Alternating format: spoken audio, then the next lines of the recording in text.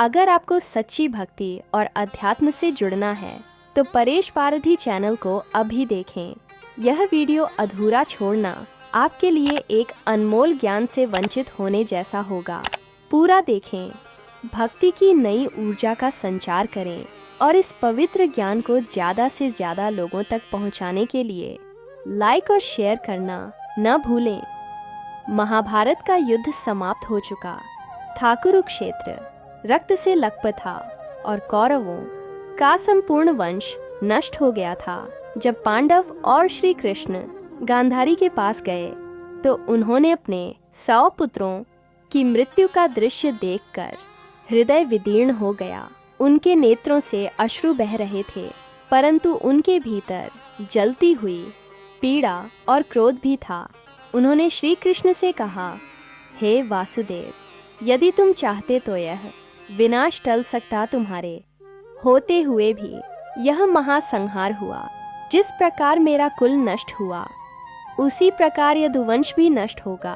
तुम स्वयं अपने वंश को खत्म होते देखोगे और अंत में एक साधारण मृत्यु को प्राप्त करोगे। श्री कृष्ण मंद मुस्कुराए। वे जानते थे कि यह श्राप भी उनकी लीला का ही एक भाग है। समय बीता और गांधारी का श्राप सत्य सिद्ध हुआ। जब द्वारका में यदुवंशियों ने मद्यपान कर लिया तो उनके बीच आपस कला शुरू हो गई। वे एक दूसरे को मारने लगे और देखते ही देखते संपूर्ण यदुवंश नष्ट हो गया। अंत में श्री कृष्ण ने स्वयं अकेले वन गमन किया। वे एक वृक्ष के नीचे ध्यान मग्न हो गए। तभी एक पहेली ने उनके पैर को हिरण समझकर तीर चला दिया। जब अर्जुन द्वारका पहुंचे तो उन्होंने श्री कृष्ण के पार्थिव शरीर को सागर तट पर ले जाकर अग्नि में समर्पित किया। किंतु एक दिव्य घटना घटी। श्री कृष्ण का हृदय अग्नि में नहीं जला। यह हृदय दिव्य था, अविनाशी था। लपटों में जलने के बजाय वह रहस्यमय रूप से समुद्र में विलीन हो गया। समुद्र में विलीन हुए इस दिव्य हृदय का रहस्य तब उजागर हुआ जब वर्षों बाद राजा इंद्रद्युम्न को स्वप्न में भगवान विष्णु का आदेश मिला कि वे समुद्र से प्राप्त एक विशेष काष्ठ से श्री जगन्नाथ, बलभद्र और सुभद्रा की मूर्तियां बनवाए। राजा ने समुद्र तट पर जाकर खोज की और उन्हें एक दिव्य लकड़ी का टुकड़ा मिला जिसमें अद्भुत ऊर्जा थी। इस लकड़ी से भगवान जगन्नाथ की मूर्ति बनाई गई और सबसे अद्भुत रहस्य यह था कि मूर्ति की स्थापना के समय श्री कृष्ण का वही अविनाशी हृदय, जिसे ब्रह्म पदार्थ कहा गया, भगवान जगन्नाथ के भीतर स्थापित किया गया। आज भी जब जगन्नाथ मंदिर में नव कलेवर संस्कार के अंतर्गत भगवान की मूर्तियां बदली जाती हैं, तब केवल एक शेष पुजारी दैतापति आंखों पर पट्टी बांधकर और हाथों में कपड़ा लपेटकर इस दिव्य ब्रह्म पदार्थ को मूर्ति में स्थानांतरित करता है। कहा जाता है कि जिसने भी इसे प्रत्यक्ष देखने का प्रयास किया वह जीवित नहीं रह सका। इस प्रकार गांधारी के श्राप से यदुवंश का विनाश हुआ। श्री कृष्ण ने अपनी लीला समाप्त की और उनका दिव्य हृदय जगन्नाथ पुरी में स्थापित होकर युगों युगों तक भक्तों को दर्शन दे रहा है। जय जगन्नाथ, जय श्री कृष्ण। अगर वीडियो पूरा नहीं देखा तो एक अनमोल आध्यात्मिक रहस्य अधूरा रह जाएगा। हर सेकंड में एक नई सीख छिपी है जो आपके जीवन को बदल सकती है। इसे अंत तक देखें, लाइक करें, शेयर करें और दिव्यता का अनुभव करें। परेश पारधी चैनल, भक्ति से जुड़े, ईश्वर को महसूस करें।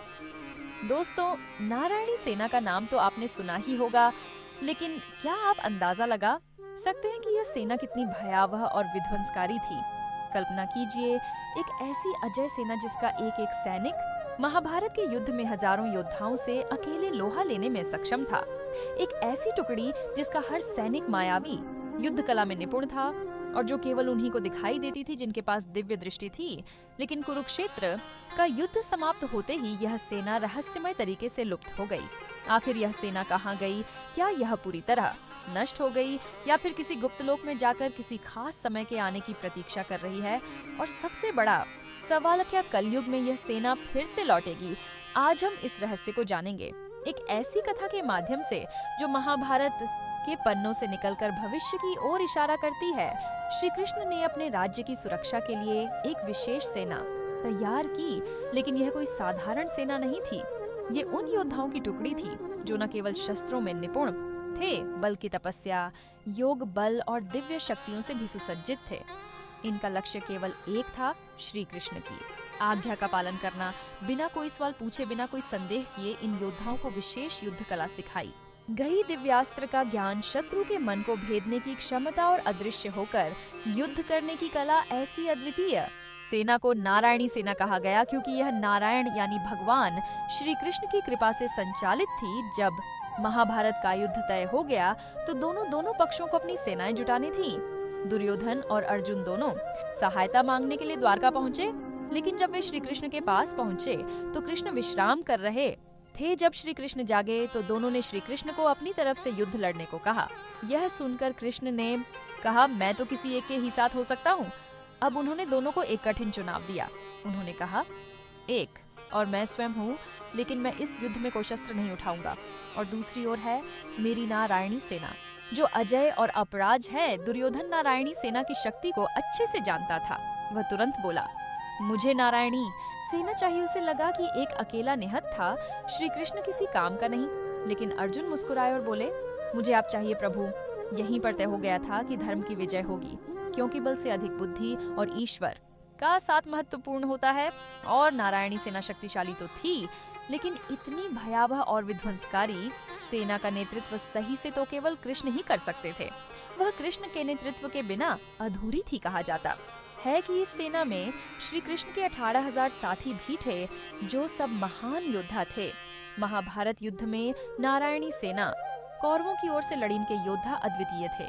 वे मायावी अस्त्रों का प्रयोग कर सकते थे, शत्रु की मानसिकता को प्रभावित कर सकते थे और इतना अनुशासित युद्ध करते थे कि इन्हें हराना संभव लगता था। भीम, सात्यकी और अर्जुन ने मिलकर इनका घोर संहार किया, लेकिन फिर भी यह सेना अपनी आखिरी सांस तक लड़ी। लेकिन दोस्तों, असली रहस्य तो इसके बाद शुरू हुआ। युद्ध के बाद यह सेना कहाँ गई? महाभारत युद्ध समाप्त हुआ, श्री कृष्ण द्वारका लौट गए, लेकिन युद्ध में बची हुई नारायणी सेना का कोई नामो निशान नहीं था। क्या वे युद्ध में पूरी तरह समाप्त हो गए थे? नहीं, कुछ राशियों और योगियों का मानना है कि श्री कृष्ण ने अपनी योग्य माया से सेना को एक गुप्त लोक में भेज दिया। कहा जाता है कि नारायणी सेना आज भी कहीं अस्तित्व में है, लेकिन यह केवल उन्हीं को दिखाई देती है जिनकी आत्मा शुद्ध और दृष्टि दिव्य होती है। कुछ कहते हैं कि यह सेना गोलोक चली गई, जहां ये श्री कृष्ण के आदेश की प्रतीक्षा कर रही है। कुछ तांत्रिक ग्रंथों में लिखा है कि यह सेना एक अलग आयाम में जाकर तपस्या कर रही है, और जब कलयुग में अधर्म चरम पर पहुंचेगा तब यह पुनः प्रकट होगी। नारायणी सेना की रहस्यमय शक्तियाँ। इस सेना के बारे में कहा जाता है कि इनके पास सामान्य योद्धाओं से अलग शक्तियाँ थीं। यह दिव्य दृष्टि वालों को ही दिखाई देती थी। यह मन के विचार पढ़ सकते थे और दुश्मनों को भ्रमित कर सकते थे। इन्हें किसी अस्त्र से मारा नहीं जा सकता था, क्योंकि यह योग बल से स्वयं को सुरक्षित कर सकते थे। महाभारत के बाद कई साधकों ने नारायणी सेना के अस्तित्व का दावा किया। कई तांत्रिक ग्रंथों में इस सेना के पुनः प्रकट होने की भविष्यवाणी भी की गई है। क्या कलयुग में नारायणी सेना लौटेगी? दोस्तों, अब सबसे बड़ा सवाल, क्या यह सेना कलयुग में फिर से प्रकट होगी? कल की पुराण के अनुसार जब अधर्म अपनी चरम सीमा पर होगा, तब भगवान विष्णु का अंतिम अवतार, कल के अवतार इस धरती पर प्रकट होंगे और तब एक महान युद्ध होगा। कुछ आर्षियों का मानना है कि नारायणी सेना इसी युद्ध के लिए पुनः जागृत होगी। संभावना यह भी है कि यह सेना किसी गुप्त स्थान पर छिपी हो और जब समय आएगा तब यह फिर से प्रकट होगी। अब सवाल ये है, क्या यह केवल एक पौराणिक कथा है या फिर सच में कहीं न कहीं नारायणी सेना इस दुनिया में मौजूद है? निष्कर्ष, क्या यह सिर्फ एक मिथक है या एक सच? दोस्तों, ये सवाल आज भी अनसुलझा है। कुछ लोग इसे महज एक धार्मिक कथा मानते हैं, जबकि कुछ का विश्वास है कि जब सही समय आएगा तब यह सेना फिर से प्रकट होगी।